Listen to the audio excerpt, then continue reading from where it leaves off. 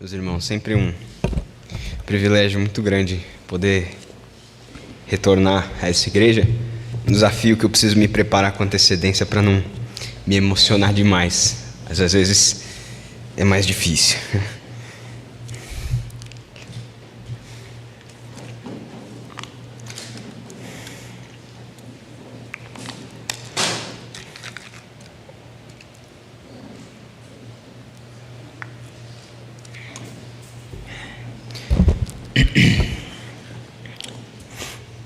Mas poder de alguma forma retribuir aos irmãos que muito me serviram.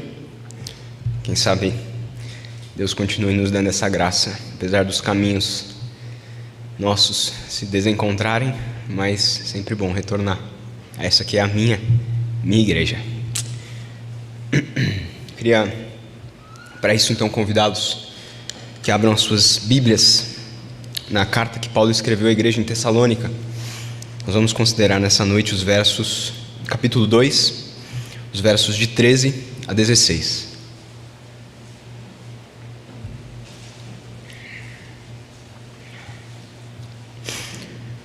Primeira carta de Paulo aos Tessalonicenses, capítulo 2, versos 13 a 16.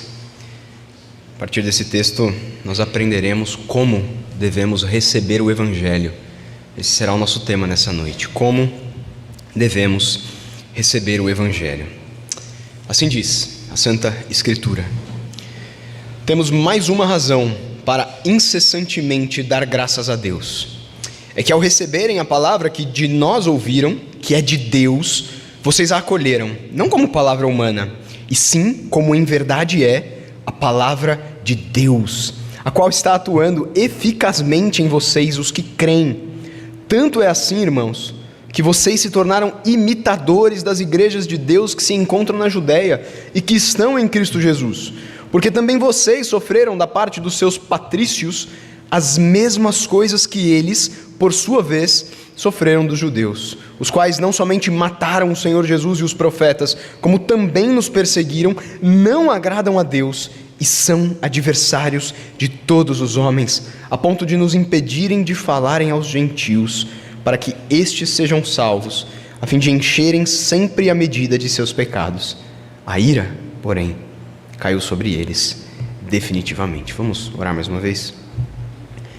Agradecemos-te, Senhor, o santo privilégio que temos de nos reunirmos em torno da Tua Palavra.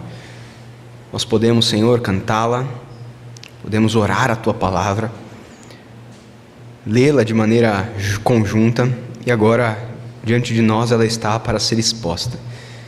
E nós que somos pecadores e pequenos, pedimos que o Senhor, através do Teu Santo Espírito, nos instrua diante desta palavra que é sublime e santa, que nós aprendamos dela, Pai, sejamos por ela transformados, porque a Tua palavra é o poder para a salvação de todo aquele que crê.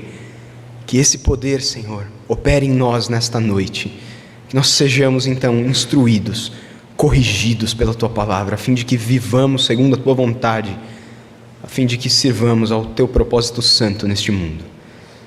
Pedimos estas coisas através de Cristo Jesus. Amém. Meus irmãos, uma grande figura da história do cristianismo é John Newton, e ele afirmou o seguinte a respeito de si mesmo: eu era capaz de qualquer coisa, não tinha o menor temor de Deus diante dos meus olhos, nem a menor sensibilidade de consciência. Um homem que afirmativamente rejeitava o Senhor, o Evangelho e a palavra de Deus. Este homem, por muitos anos, capitaneou um navio de tráfico de escravos, foi um traficante de escravos, mas em determinado momento da sua vida recebeu o Evangelho de maneira correta, e por consequência da palavra de Deus, John Newton então passou a temer ao Senhor. Ele que não temia a Deus de maneira alguma, passou a temer ao Senhor. Ele que antes transportava escravos, passou a amar o seu próximo, até mesmo mais do que a si mesmo, lutou pela dignidade humana. Isso mostra que a palavra trabalhou de maneira eficaz no coração deste servo de Deus. E da mesma forma como a vida desse irmão nosso do passado ilustra, o apóstolo Paulo aqui nos mostra como que a palavra de Deus é poderosa, como que ela trabalha de maneira eficaz na nossa vida, transformando aqueles que a acolhem para si, aqueles que creem nela como palavra de Deus. É isso que ele apresenta nesses versos de maneira experiencial, ao considerar a vida da igreja e dos irmãos tessalonicenses, que ouviram o evangelho pregado pela boca de Paulo e Silas, e agora tem então manifestado essa transformação.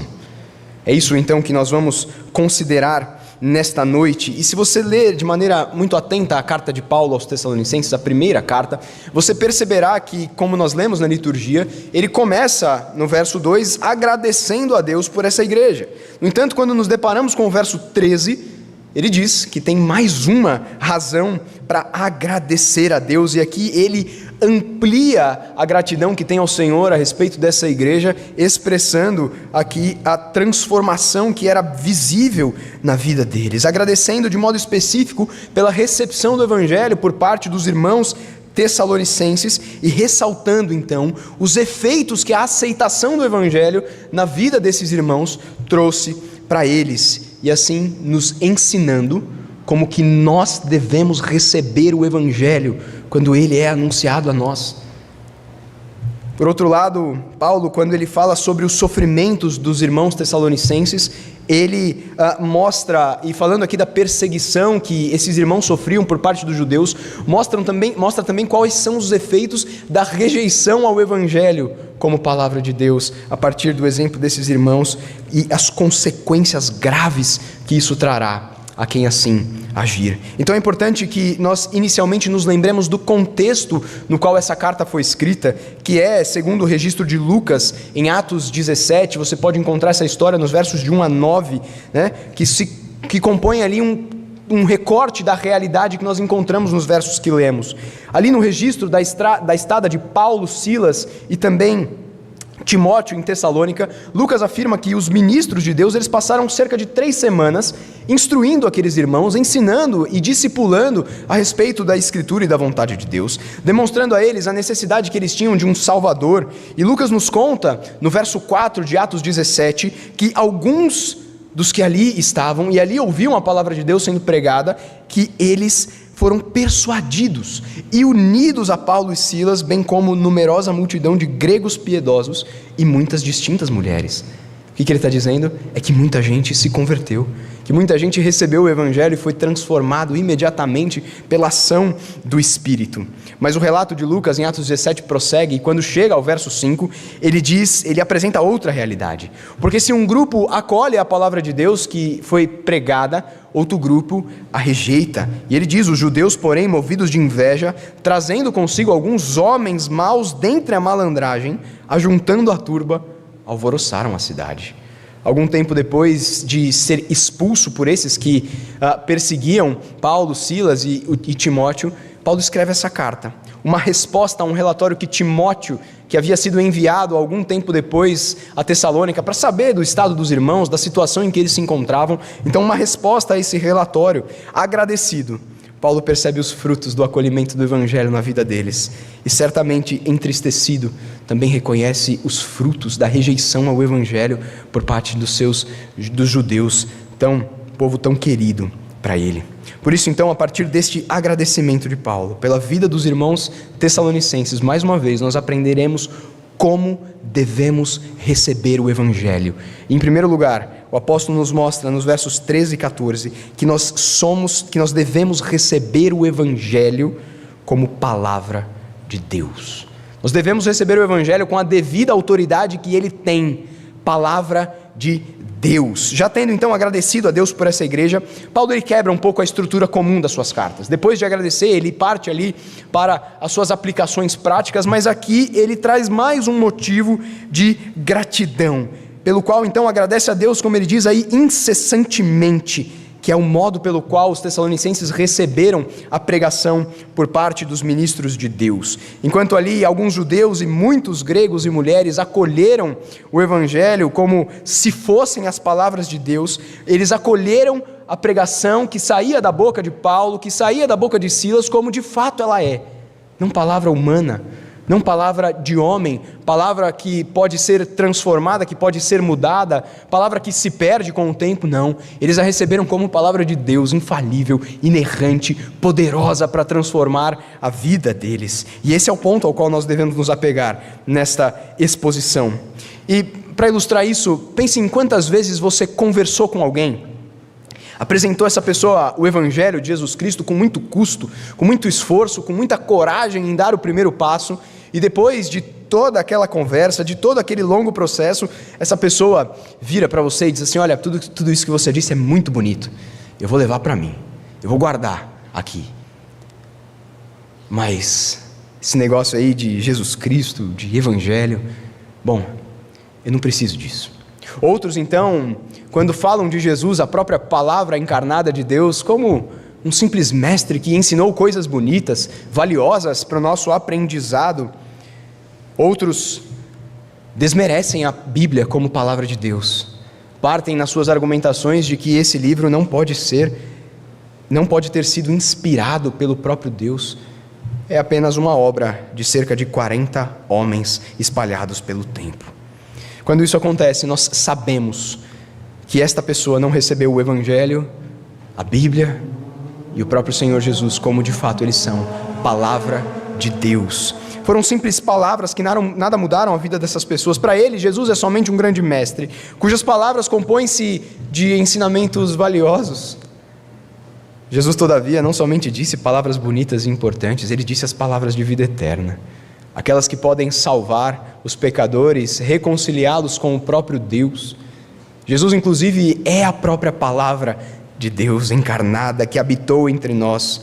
O Evangelho, por sua vez, não é um acessório, é a boa notícia de salvação para todo que crê nele. Salvação tanto do grego quanto do judeu. A Bíblia não é um livro qualquer. É a própria autorrevelação de Deus a nós, a revelação da sua vontade a nós, seres humanos. E é por isso que nessa noite eu quero dizer a você aqui, logo de início, mais uma vez a Escritura será exposta a você. E você deve reconhecê-la como de fato ela é, a palavra de Deus. O meio pelo qual Deus se revelou, bem como revela a sua vontade a nós, são as sagradas letras que podem te tornar sábio para a salvação pela fé em Cristo Jesus, Paulo vai dizer ao jovem pastor Timóteo. Mais uma vez, o Evangelho será apresentado a você, e você terá mais uma oportunidade de recebê-lo como de fato ele é. Palavra de Deus que é poderosa, que tem poder para salvá-lo e transformar a sua vida. Mais uma vez, Jesus lhe será apresentado, e você deve reconhecê-lo como de fato ele é, o Filho de Deus, que veio a esse mundo salvá-lo dos seus pecados. Peça ao Espírito que o auxilie nessa sublime tarefa, como nós já o fizemos antes de começarmos. Mas agora volte ao texto e observe o que Paulo diz aí. Ele diz: eu sei que vocês acolheram a nossa pregação como a poderosa palavra de Deus. Eu sei disso. Vocês sabem por quê, Tessalonicenses? Porque dá para ver na vida de vocês, dá para ver na conduta de vocês, de cada um de vocês, que vocês entenderam o que essa palavra ela está operando de maneira muito eficaz na vida de vocês. E sabe o que isso quer dizer para nós, meus irmãos? É que essa palavra ela não é só poderosa para transformar o descrente em um crente.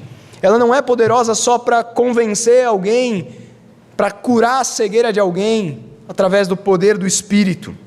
Ela também é poderosa para que o crente seja transformado à medida que ela é anunciada. É por isso que não pense você, crente, que isso não se aplica a você, porque se aplica a você. Como tem sido a operação da palavra na sua vida? Será que você já tem se saturado dela? Você a ouve toda semana, quem sabe até mais de uma vez por semana. Alguns textos você já conhece de cor e salteado. Quando o pastor abre para expor, você praticamente fecha os seus ouvidos, porque você já sabe tudo que está escrito ali. Como tem sido a operação da palavra na sua vida, aquilo que você ouve nos estudos, aulas, sermões, aquilo que você aprende durante os seus devocionais ou em conversas com outros irmãos, como tem sido? A palavra de Deus, ela não permite que nós permaneçamos como estamos, meus irmãos. Não permite. É por isso que você que já é um crente também precisa nessa noite acolher a pregação da palavra de Deus como de fato ela é. palavra que tem autoridade do alto céu,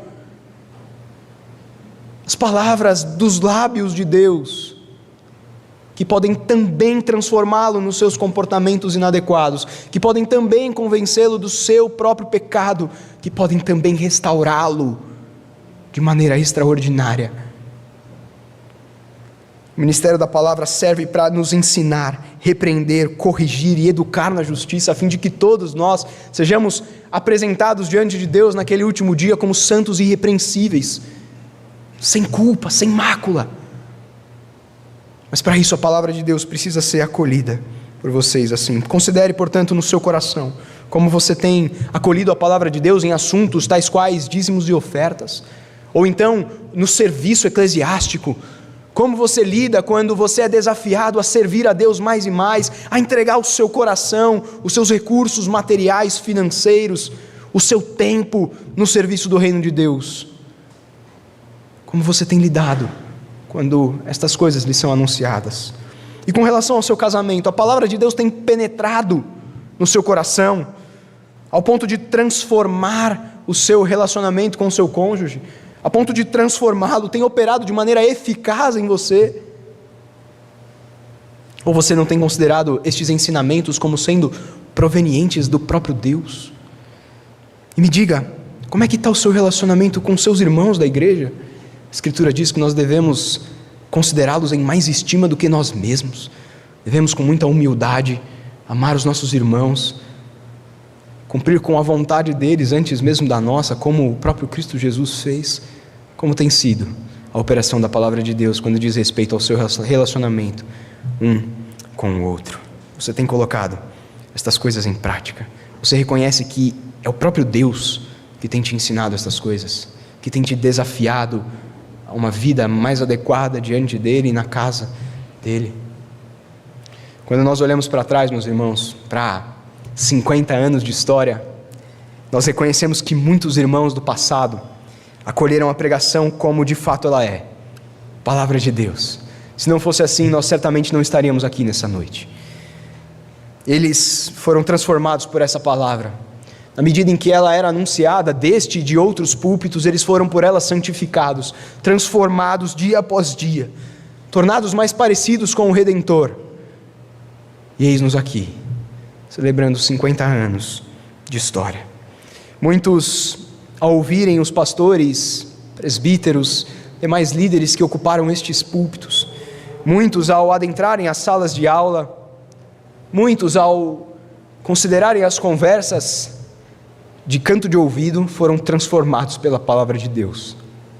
E é por isso, meus irmãos, que hoje, como Paulo agradeceu à igreja em Tessalônica, nós podemos agradecer a Deus pela igreja presbiteriana Betel, porque nós vemos a palavra de Deus sendo operada eficazmente aqui. Por isso, você não deve pensar que vai ser diferente daqui em diante. Não pense que será diferente daqui em diante, porque Betel jamais chegará aos 51 anos se rejeitar a palavra de Deus. Se vocês deixarem de dar ouvido aos seus pastores, aos seus presbíteros, os líderes que vocês escolheram para representá-los, se vocês deixarem de dar ouvido à santa palavra de Deus exposta fielmente aos seus corações, então nós jamais chegaremos aos 51 anos.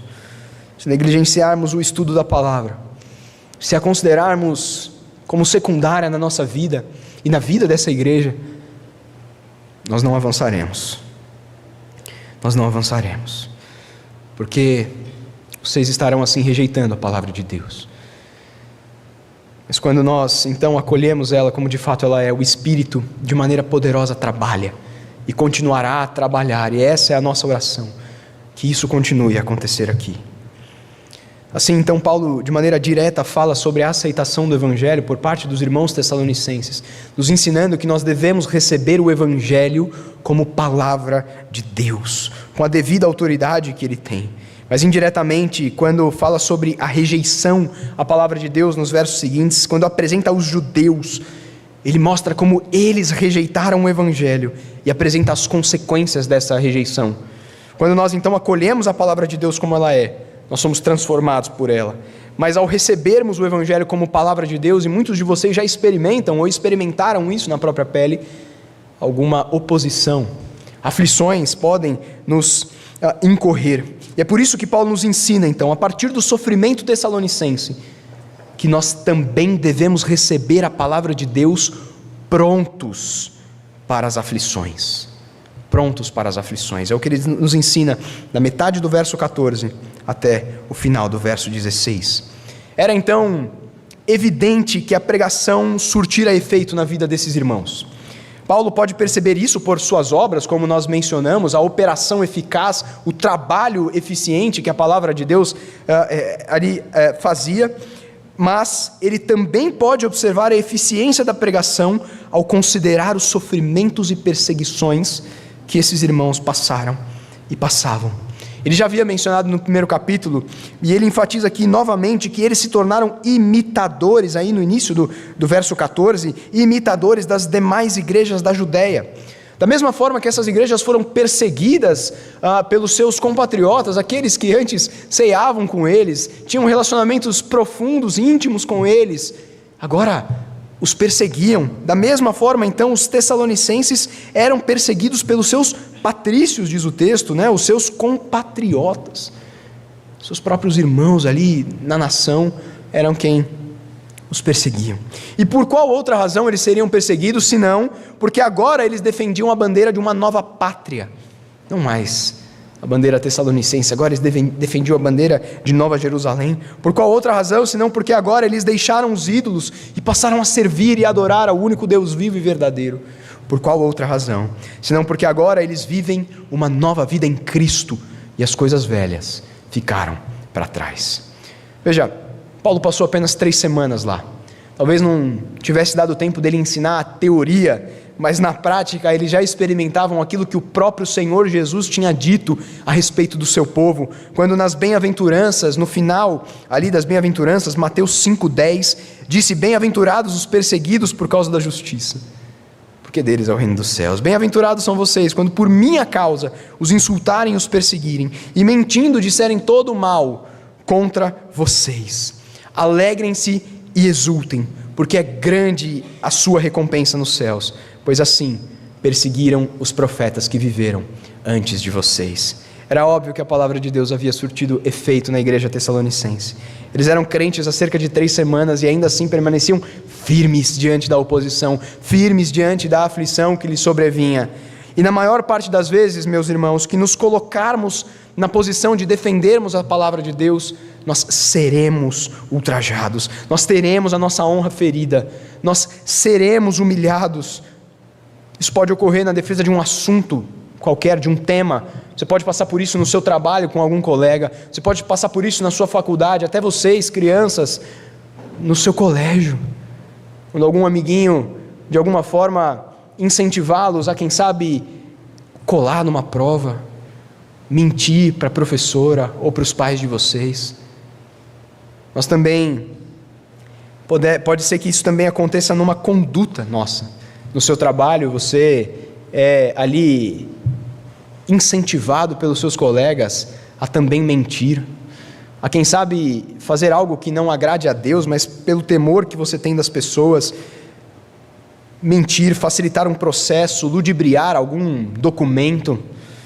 Esteja pronto, porque assim que você recusar, assim que você permanecer firme, que você estiver pronto para as aflições, você se tornará então um imitador das igrejas da Judéia, Tessalônica, nas igrejas ao redor do mundo, igrejas que têm permanecido firmes diante da oposição e das adversidades, dos adversários do Evangelho, que têm tentado usurpar a palavra de Deus, que têm tentado denegri-la.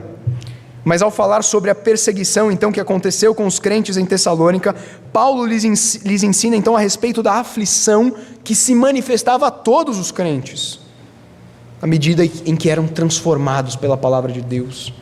Ele faz isso ao considerar a história dos judeus, como nós podemos observar no texto, mostrando aos tessalonicenses que a oposição a eles ao Evangelho é fruto da rejeição deles. Eles se opõem aos crentes porque eles não receberam a pregação como de fato ela é, como ela verdadeiramente é, a palavra de Deus. E você deve observar que isso é extremamente grave na história do povo judeu, porque Israel foi o povo escolhido por Deus para ser o portador da aliança, o recipiente das bênçãos do pacto. Por todo o Antigo Testamento, o Messias foi anunciado como vindo do povo judeu. Todas as promessas acerca da primeira vinda do Messias, elas foram cumpridas com o nascimento de Jesus de Nazaré. O Messias já veio, mas os judeus ainda esperam um Messias, ainda esperam a vinda do Messias. Em algum momento até pareceu que os judeus reconheceriam Jesus como o Messias de Deus. Quando Jesus chega montado naquele jumentinho em Jerusalém, e o povo canta Hosana, aquele que vem em nome do Senhor, bendito seja o que vem em nome do Senhor. Parecia que eles reconheceriam Jesus como o Messias de Deus. Mas Jesus logo na sequência chora olhando para a cidade de Jerusalém. Ele já sabia que uma semana depois aqueles mesmos, muitos daqueles, estariam gritando outra coisa: crucifica-o, crucifica-o. Eles não somente rejeitaram o Messias, como Paulo diz aqui, eles o mataram. Eles mataram o Messias de Deus naquela maldita cruz. Mas como fica claro no texto, eles também mataram os profetas, aqueles que eram os portadores da palavra de Deus, aqueles que anunciavam com muita coragem nos tempos do Antigo Testamento, quando Deus falava com o seu povo por intermédio dos profetas. Por isso então nós encontramos nestes livros, dos quais Isaías é o primeiro, o que nós chamamos dos oráculos divinos, assim diz o Senhor. Porque Deus falava ao seu povo, e muitas vezes reis maus, homens poderosos maus, quando ouviam o oráculo divino, a própria expressão da vontade de Deus, se enfureciam e matavam então os profetas de Deus. E essa foi outra forma pela qual os judeus rejeitaram a palavra de Deus, matando aqueles que portavam ela. É isso que o autor aos Hebreus diz, lá no capítulo 11, ele começa: e que mais direi? Verso 32, certamente me faltará tempo necessário para referir o que há a respeito dos profetas. E aí o verso 35, alguns foram torturados, não aceitando o seu resgate para obterem superior ressurreição. Outros, por sua vez, passaram pela prova de escárnios e açoites, sim, até de algemas e prisões. Foram apedrejados, provados, cerrados ao meio, mortos a fio de espada, andaram peregrinos, vestidos de peles de ovelhas e de cabras, necessitados, afligidos, maltratados. Homens dos quais o mundo não era digno, errantes pelos desertos, montes, covas e pelos antros da terra. Eles também mataram os profetas. Mas Paulo continua. Eles não somente mataram a palavra de Deus encarnada, não somente mataram os portadores da palavra de Deus, mas eles também nos perseguiram, Paulo diz aí. Nas 3 semanas que eles passaram em Tessalônica, nós já vimos Atos 17:5, os judeus, movidos de inveja, alvoroçaram a cidade, o que fez com que Paulo e a sua equipe pastoral fugissem rapidamente na calada da noite para Bereia, e depois eles foram até Bereia, o que fez com que Paulo e Silas e também Timóteo fugissem mais uma vez para Atenas. E o apóstolo, por fim, diz aqui que eles não agradam a Deus, o que é evidente para nós, considerando que eles rejeitam a palavra de Deus. Como é que eles poderiam agradar a Deus se rejeitam o meio pelo qual Deus e sua vontade podem ser conhecidos? E aqui nós somos colocados diante de uma lição valiosíssima. Muitas vezes nós negligenciamos a palavra de Deus e queremos obedecer à vontade de Deus. Nós queremos conhecer a vontade de Deus para a nossa vida, mas a nossa Bíblia permanece empoeirada dentro da nossa gaveta. Não há como conhecer a vontade de Deus, não há como agradar ao Senhor, se nós não nos dobrarmos diante da sua palavra, para dela sermos instruídos através do Espírito Santo. Por último, ao rejeitarem o Evangelho, Paulo diz que eles se tornaram adversários de todos os homens. No final do verso 15, eles impediram os ministros de Deus lá em Tessalônica de anunciarem o Evangelho a outras pessoas, a outros gentios que ali estavam, para que eles fossem salvos. Escrevendo aos Romanos, no capítulo 10, Paulo ele fala de uma cadeia missionária, uma cadeia evangelística que deve ser observada para que alguém seja salvo. Lá ele diz, olha, todo aquele que invocar o nome do Senhor será salvo. E ele começa a fazer uma série de perguntas, mas como é que eles invocarão aquele em quem eles não creram? E como crerão se não ouviram nada a respeito dele? Como ouvirão se não tem quem pregue? E como pregarão se não forem enviados? Paulo então diz que uma série de pré-requisitos precisam acontecer para que alguém invoque o nome do Senhor. O meio pelo qual as pessoas são salvas é a pregação da palavra de Deus. E ele está dizendo aqui, se não há pregação da palavra de Deus, como é que aqueles gentios, como é que os outros povos poderão ser salvos? É por isso então que aqueles que perseguem o evangelho são adversários de todos os homens, porque eles impedem que o meio pelo qual os homens podem ser salvos chegue até eles, que é a pregação da palavra de Deus. E assim então os judeus também se tornam inimigos de todos os homens, porque os privaram de ouvir o evangelho anunciados a eles.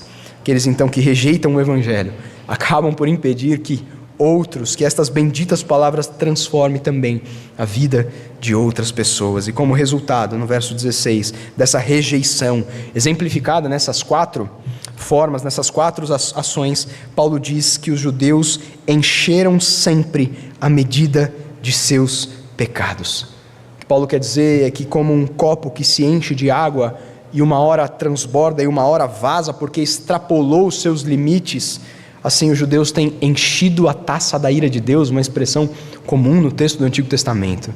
Essa taça, ela já se encheu. Paulo diz, a ira, porém, caiu sobre eles definitivamente. E aí você deve observar uma diferença essencial. Quando Paulo termina aquele texto que nós lemos, no capítulo 1, verso 10, ele diz, e para aguardar dos céus o seu Filho, a quem ele ressuscitou dentre os mortos, a saber, Jesus, que nos livra da ira vindoura.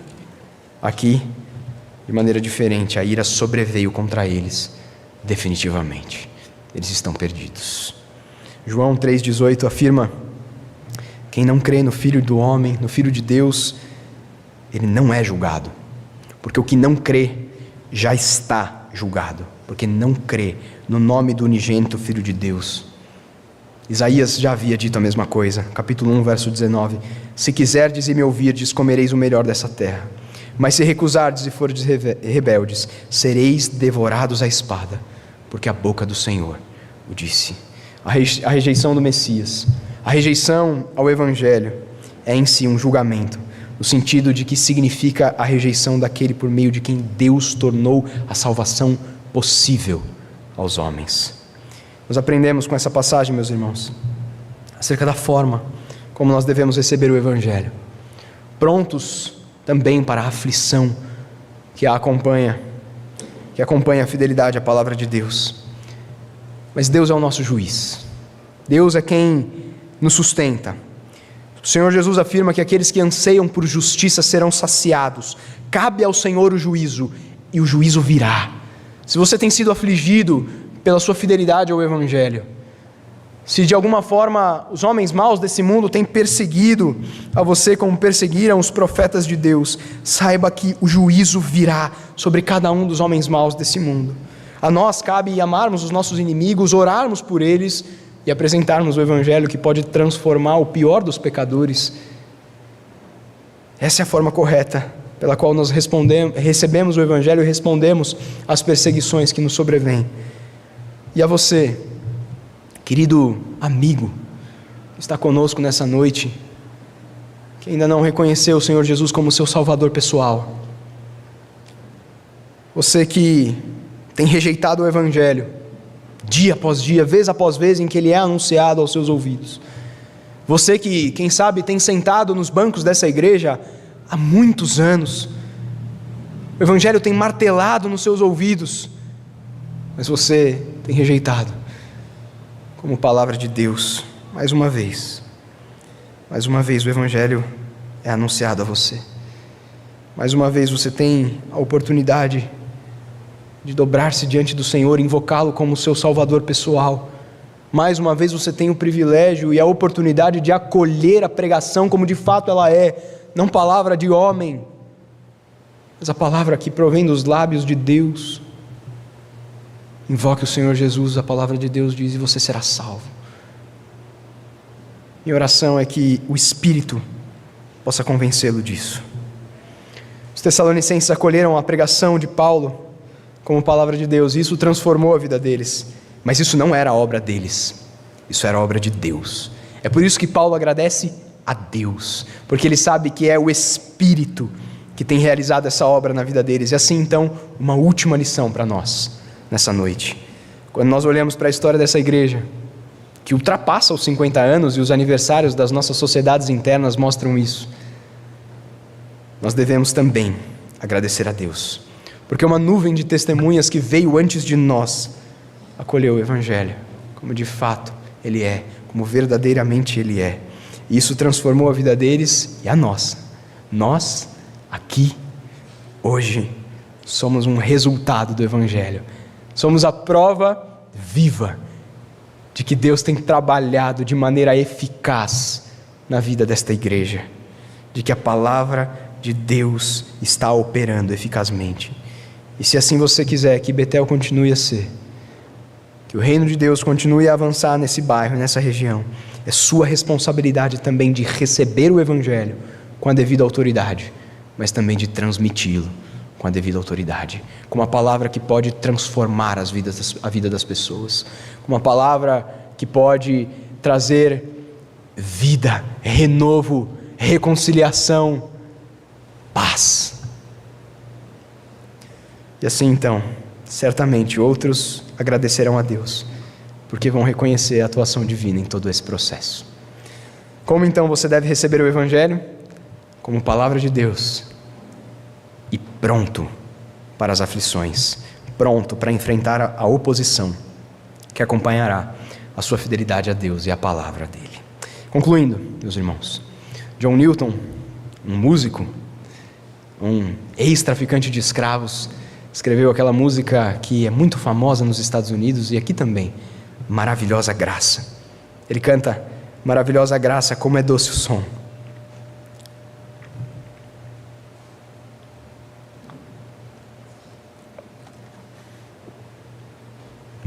Que salvou um miserável como eu.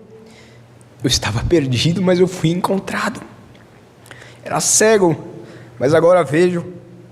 Foi a graça que me ensinou o meu coração a temer. Foi a graça que aliviou os meus medos.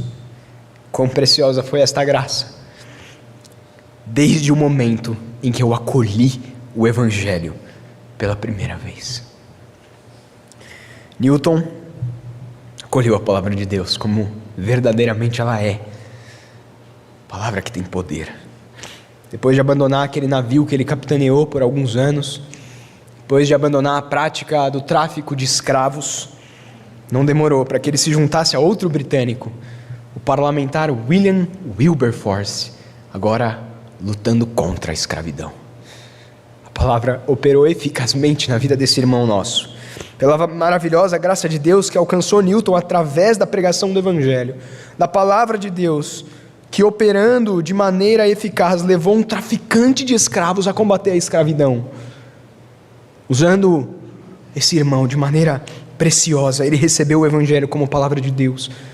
O Espírito o transformou e isso mudou tudo. Quantos já não agradeceram a Deus pela vida desse homem? Quantos será que podem agradecer a Deus pela sua vida? Será que tem gente por aí agradecendo a Deus porque você acolheu o Evangelho para si? Que muitos também possam agradecer por nossa vida, meus irmãos.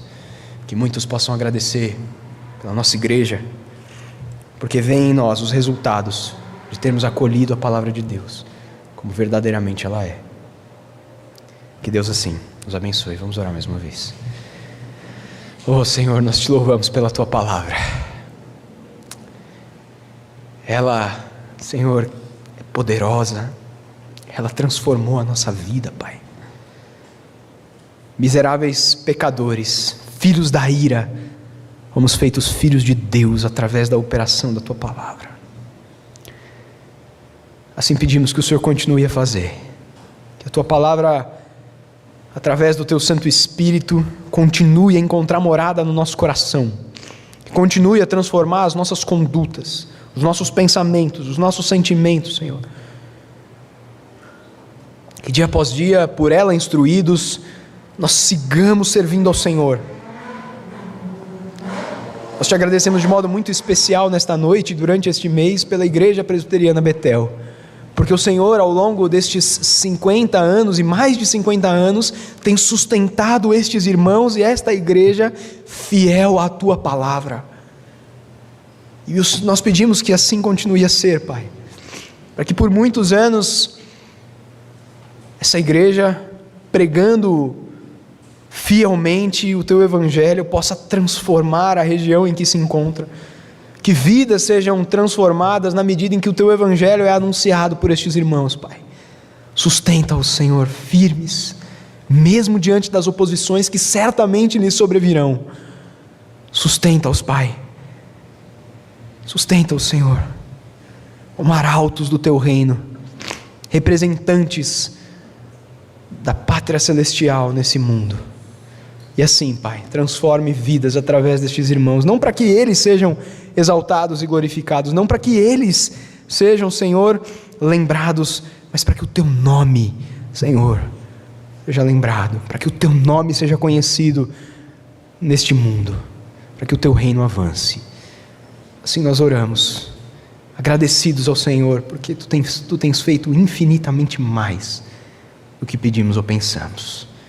Através de Jesus Cristo, nosso Redentor. É assim que nós oramos. Amém, Pai. Amém. Deus abençoe, irmãos.